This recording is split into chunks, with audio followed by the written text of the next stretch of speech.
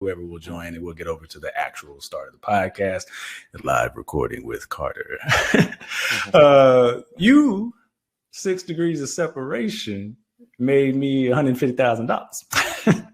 Well, okay, that gross, you know, because I mean, first of all, what's the profit? Regardless, what's the profit? It don't matter if it's profit growth. That's a lot of money, and that's great. I'm happy that I had anything to do with that type of win. Actually, now that I'm walking through this, you actually did it 2 ways. But the way that I'm talking about here is when we had connected at FinCon, might have been 17, because I think 19 was canceled and it was DC. So when we connected in DC, you gave me some information about, you know, your entrepreneurship, where you ultimately are now. I think you were even just coming up with the concept. I think you had an Instagram at the time. And I was like, okay, bet I'm gonna peep your website. At that time, I was with WordPress like everybody is. I'm a, you know, ex-blogger. And I was like, yo, this website's really, really clean, you know? So I'm scrolling through, you know, I got the information that you sent me there for. And at the bottom, it said 773 Designs. And I'm like, all right, let me reach out to the 773 Designs.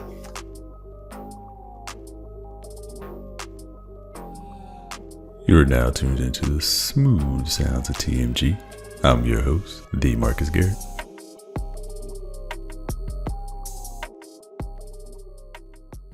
So I appreciate you for putting that in my pocket. Cody's my dog, man. He's relentless. He's amazing. He's, you know, made me a lot of money through my website and everything. So yeah, I love the fact that I was able to make that connection, man. Appreciate it, man. And then the other one was you were like the first one to tell me to open up a business credit card or to separate my business finances. And so even before I even got started, I ultimately now have 4 accounts. So I there you go. The profit first. So at the time, everything was co-mingled and slow mingled. I think there was a situation. There was some entanglements. You know, I was just confused with where my money was going. And so now I got my operating expense. It's all managed by FreshBooks. I got a business coach. I've got profit, income, pay myself out of profit, and taxes. It's tempting to touch that tax account, man. But I think that's actually a perfect segue, because I have not touched the tax account yet. Let me be good. And boom. So we went through the body report information. We got the drop. So I'm gonna have to do the drop. I'll put that in post edit. But do you want to let the people know? Tell them about yourself, where they can find you, and why you started the Carter _ is it Cofield Concepts on Instagram? Yep. Cofield. No, it's Cofield _advisor on Instagram. It's Cofield Concepts is the website. Cool. And I've seen you kind of blow up on the gram. So I guess I'm gonna start asking this question of everybody. Do you consider yourself an influencer? Why or why not? Yeah, because I influence people's lives in a positive way, right? I don't determine influencers by a number of followers or reach on a certain post. I judge it by the word influence. Do you positively influence people's lives in the world? And I think I do a great job of that. So yeah, I guess you can call me a bit of an influencer. But again, the point of having influence is to use it in a good way. And that's the goal. And since you answered yes, did you set out to become an influencer? Or was it something, you know, like it landed on you? I set out to make an impact, right? So one of the things that FinCon helped me open my eyes to was, when you're a professional, right, you get really bogged down in your expertise, and people hire you for one-on-one services, right? You can charge an arm and a leg. Like I charge well into 5 figures for one-on-one services, but you can't make the type of impact that everybody can afford, the type of price point. So when I came to the influencer space and put an influence on social media, it was to make an impact, not to become an influencer. And then when you make an impact, people tend to share your work, and then you back into becoming an influencer. I think a lot of people try to do it backwards, become an influencer, but not making any impact, and that's why they struggle. But I think if you do it backwards, it's easier to do it that way. Can you explain that or break that down a little bit as far as? So I guess what's my approach to it? I'm in the growth phase, and that, like, I just feel that everything that I do will be more beneficial to the brand and to the business by being a multiplier. Is that what you're following, or why are you taking a different concept? And then, of course, if you have something you can reference, book, a call to action, you know, that would be something to benefit to the audience. Yeah. So the way I look at it is this: like, my goal when I post social media is to add value to people's lives. So just create content that's extremely valuable, right?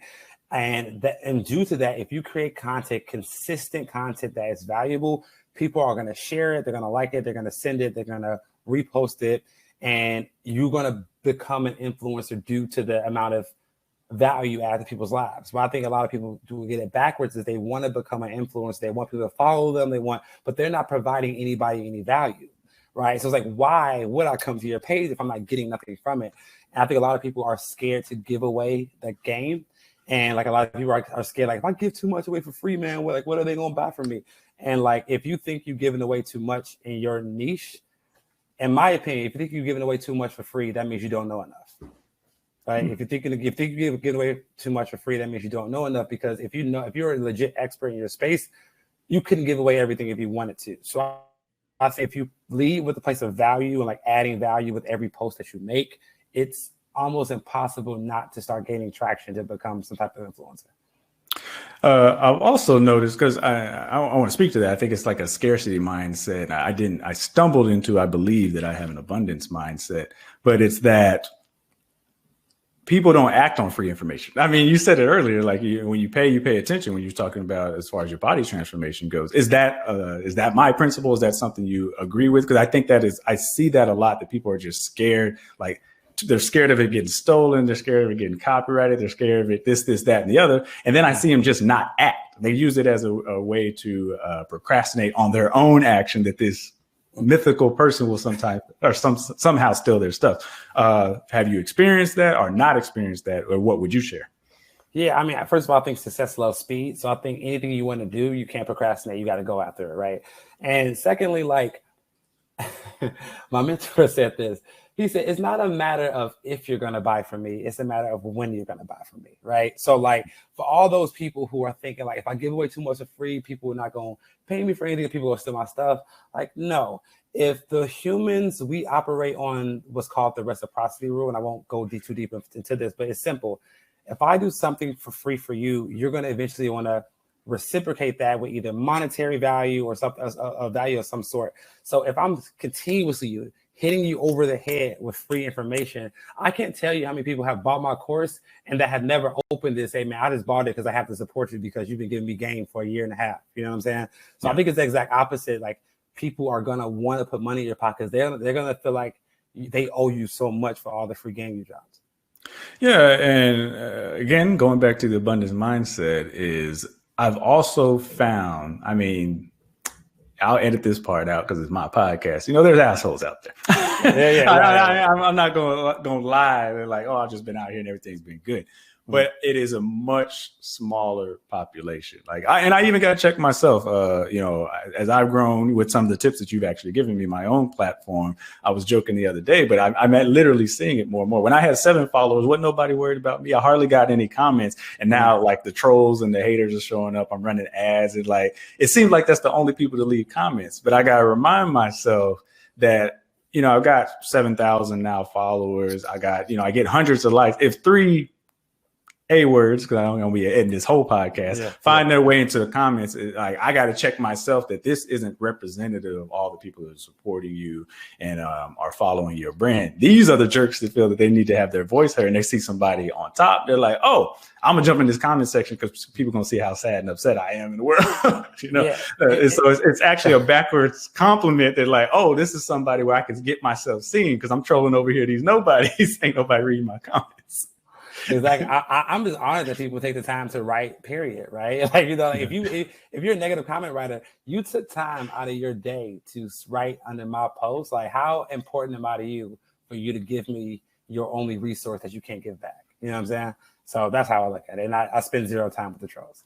Yeah, it's definitely it's unabavoidable. I want to let people know, like, if you don't want trolls or you don't want haters, I would advise you not grow. Hey, look, if you don't got haters, that means you ain't nobody yet. That's just what it is. So that's exactly it.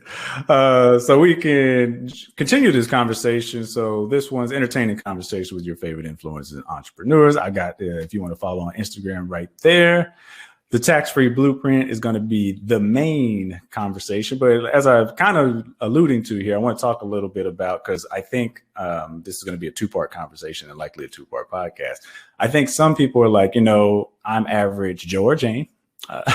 And so like, I don't deserve to be an entrepreneur. I don't deserve to be great. Ain't nobody going to listen to me. So I think that big umbrella right now is imposter syndrome, but did you experience that? I think you're sitting on 60,000 now. So if you did experience it, how did you overcome it? And you said Success Loves Speed.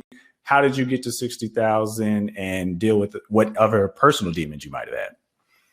Yeah. So I'll attack the first question, back into the rest. So when it comes to the people that say I'm not good enough, I don't think that entrepreneurship is for me, or like who's going to buy from me, who's going to listen to me. As you said, that comes from imposter syndrome, and that is ingrained in all of us. I can't tell you how many times I'm like, I'm a kid from the south side of Chicago, grew up in poverty. Both my parents died in high school. Like, what business do I have wanting more and trying to attain something that nobody else in my family has attained, right? So I get that as well. And I think the biggest point for me, and my mentor just brought this up to me last week, he said, you need to stop seeing yourself as you see you and start seeing yourself as the world sees you. And then everything will change for you. So like I saw myself as the kid from the south side of Chicago who grew up in poverty, whatever. But there are people out there who see me as more than that. And I need to start at least understanding who I am and what type of value I bring to the marketplace, right? So I think anybody who struggles with that, number one, and this is very common. Number two is that you need to get around people who see more in you and like have them remind you of like who they think you are, who they think you could be. And that's why I think mentors, coaches, positive influences are so important, because they help you they see in you what you can't see in yourself yet.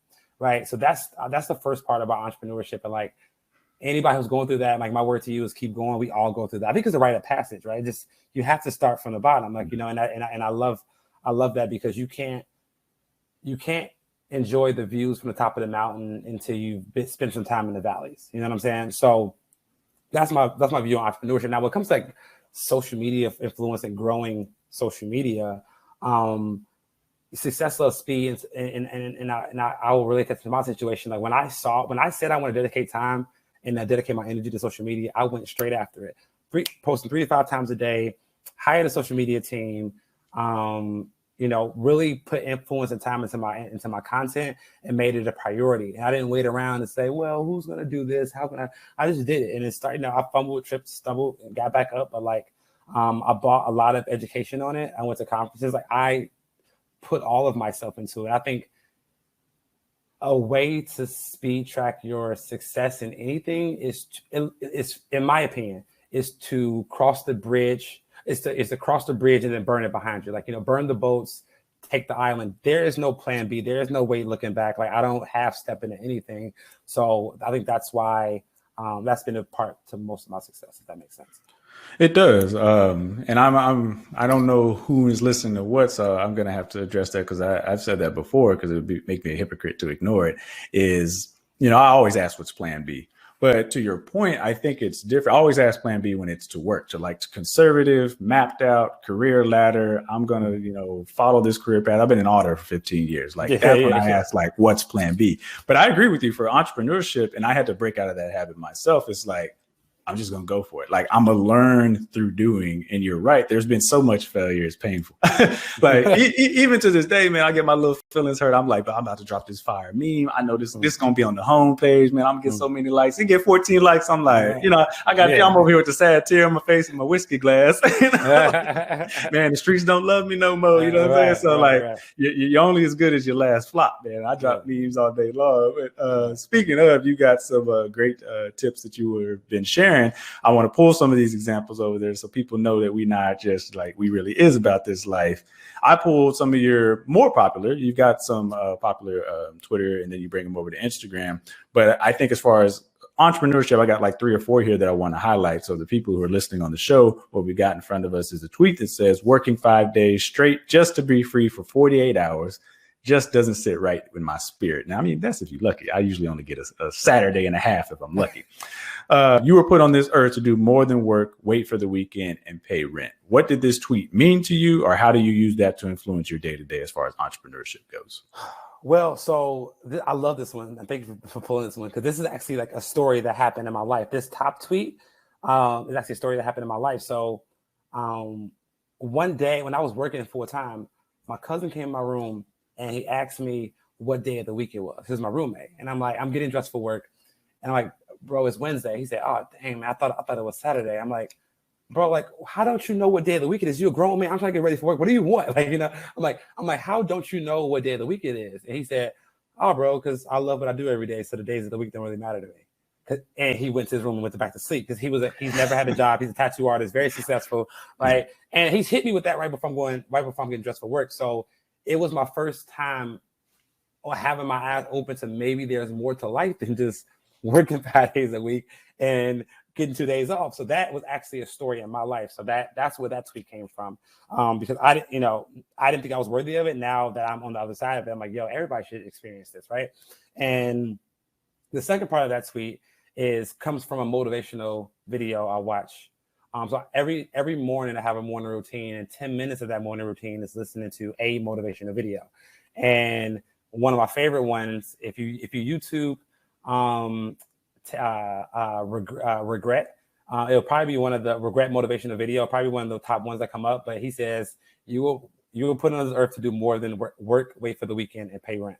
And I was like, wow, that is exactly what I was doing before, at a point in time in my life. So again, just getting people to understand there's another way. If you don't want to take the other way, that's fine. But you better not say you didn't know there was another way. I could be wrong. Is that video TD Jakes? No, that video Okay. he's a very, very popular guy. Okay. I cannot think of his name. I'm going to get it. But you can ask the next question. Yeah. I'm going to get it because he has amazing video and amazing video content. So I'll get it for you. And I'll share my story while you look that up. Actually, it was this morning. I probably shouldn't say that because I think this podcast is dated, but it is what it is. Yeah. The missus, who I don't know if she's a morning person, but compared to me, who's like, I ain't been a morning person all my life, she's a morning person. And, I'm sitting in bed, groggy-eyed, frustrated and irritated at the world and everything like that. I ain't got my coffee and caffeine going yet. And she's like, and she pokes her head out. She's happy. Like, first of all, her joy is not rubbing me the right way. And she's like, do you think, I think she reads Snapchat or something like that. She's like, you can learn to be a morning person. And I think she shut the door after I looked at her a certain type of way. But later, after I had some coffee and I calmed down, I don't agree. Now, mind you, I didn't look at the Snapchat story. I don't agree that you can become a morning person. But what I have found, I learned this during the pandemic, is I always thought I was not a morning person. I'm not a wake up and serve somebody else's mission person. So, bruh, Saturday, it should be my sleep-in day. 6 a.m., I'm up because I know I get to work on the podcast. I know I get to work on the videos. I know I get to work on the social media. I know I get to make some more money from these landing pages. Like, you can't pay me to sleep in on Saturday, like on my days. Like, and then you can't pay me to wake up on the days that I'm getting paid for the 9 to 5. Like, and another example I'll use is that's the point. I have to drink caffeine. I had a Red Bull today. I'm drinking tea right now. And that's just to stay awake. But when I get into like furnishing this podcast for the people, like, I don't need anything. It's all natural energy. And like the missus has to pull me away to these other activities I promised to do for her. So I agree with you that once you find your purpose, you won't have to fight to find that energy. You got that link shared up for the people? Yeah. So the guy's name is Prince EA. I actually just text you the link to the video, so you can add it to the show notes if you want. But I think it's a 4-minute video. Everybody should watch it. Warning: it might make you quit your job. Just giving a disclaimer. But to your point, people think they have a procrastination problem. You don't have a procrastination problem. You have a purpose problem, right? So that is, I think, what most people misinterpret. Like, oh, I'm lazy. I don't feel like doing this. You're not lazy. You don't want to do it. So your body is finding ways to get you to do something else. But if you love to do it, like you said, they can't pay you to sleep in on a Saturday. So I just want everybody to know that's possible for them too. That was a great disclaimer, and I appreciate that. I'll get that in the show notes for the people listening on the podcast later.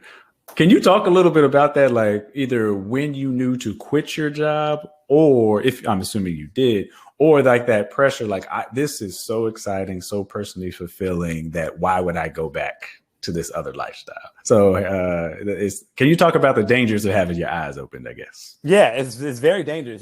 So one thing my entrepreneur friends always say, hey bro, you sure you want to see this? Because you can't see it. Like, you know what I'm saying? Because like, we were warned, you can't see this.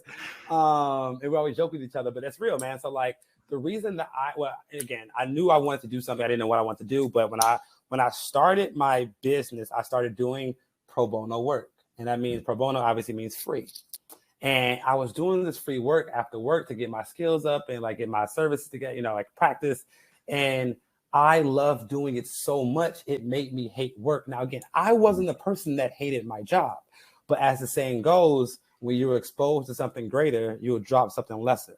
So the issue wasn't that I hated my job. The issue was that I found something that I loved, which then made me hate my job. So again, it was me being exposed and me be like, oh man, I can't work here no more. Like, I love to do this for free.